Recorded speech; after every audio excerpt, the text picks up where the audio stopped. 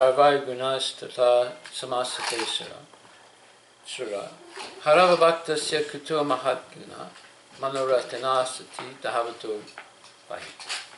So this verse says, one who has unflinching devotion to the personality of Godhead has all the good qualities of the Devatas. But one who is not a devotee of the Lord has only material qualifications that are of little value.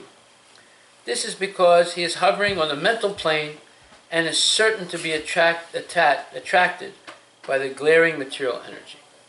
So, this means even if someone has good qualities, but they're not a devotee, those qualities are not genuinely good, because at some point or other, they'll be attracted by material attachment or material things, and they'll violate their goodness.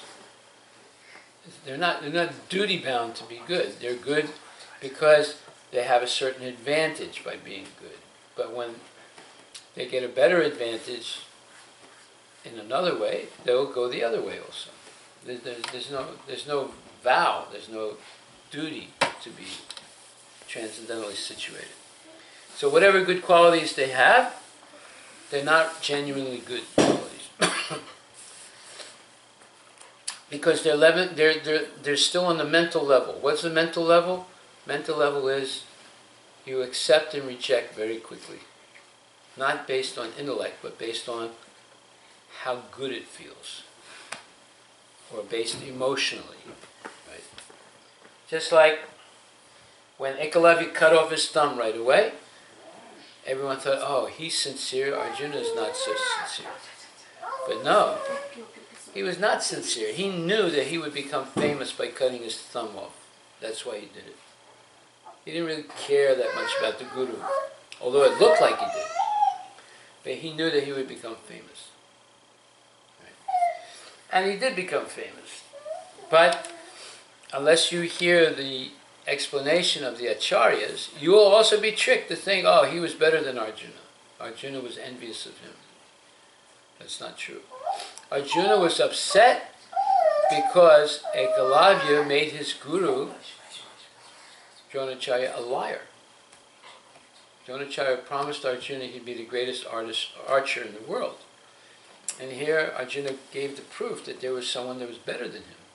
Not because he was envious of that person, but because he was concerned that his guru would be a liar. And when Dronacharya saw this, he was shocked. Who's this? He said, and Arjuna told him, it's someone who claims to be your disciple. He said, I don't have any other disciple. He said, he claims to be a disciple. He said, call him here. I don't know who he is. So he comes and, who are you? He said, I'm Dronacharya. I'm Ekalavya. I said, who's your guru? He said, you are Gurudev. He said, but I never accepted you. You never gave me any dakshina. So I'll give you dakshina. He said, okay, cut your thumb off. So he cut his thumb off right away and gave it to him. That means he could never be equal to Arjuna as an archer after that. Now, on the surface, that looks to be wonderful, right? Such a sacrifice. But actually, he was calculating. Just like the fox. The fox tells the chicken, oh, I'm a vegetarian.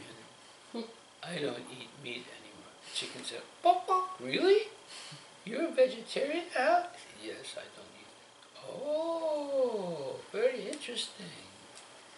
Okay, then we can be friends. Yes, I want to be your friend. Come a little closer to me. Bok. Yeah, okay. He comes a little closer, and the fox kills him and eats him. You see.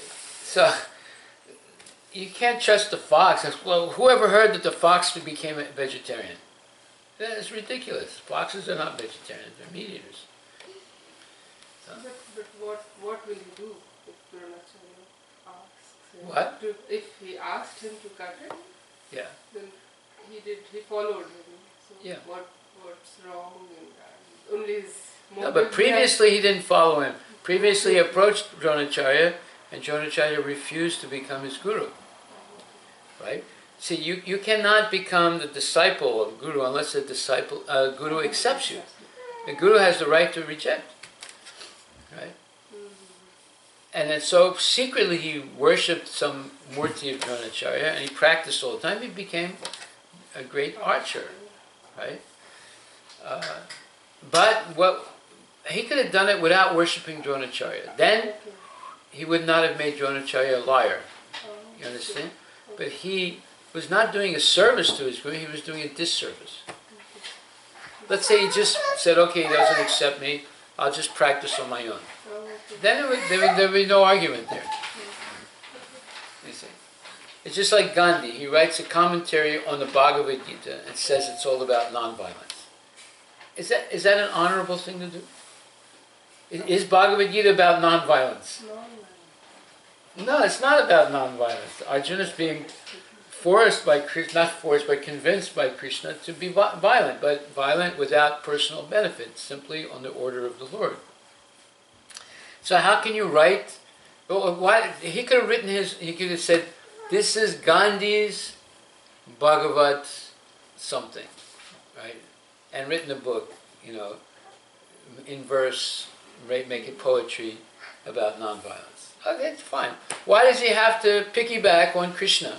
He said, this is the commentary to Krishna's Bhagavad Gita. When it's not the commentary, it's his own speculation. You see? So all these people, Mahesh Yogi, Gandhi, Paramahansa Yogananda, they're all writing commentaries on Bhagavad Gita. They're all piggybacking on Krishna. Why don't they write their own book? You don't have to mention Bhagavad Gita. Write your own book. Let's see if it has any value or not. But no, they piggyback. Piggyback means they stand up on the back of Krishna, and they put their name in front of Krishna's name. That's nonsense, and they misinterpret the whole Bhagavad Gita. So in the same way, he was saying, Gurudev, you are my guru. And he said, but I never accepted you. You never gave me any dakshin. He said, okay, what dakshin you want? Cut your thumb off. So he cut his thumb off right away. Right? So now, Dronacharya is no longer a liar. Arjuna became the greatest archer in the world. But Ekalavya, the rascal people, like myself, I used to think something was wrong with Arjuna. Ekalavya was really a good guy.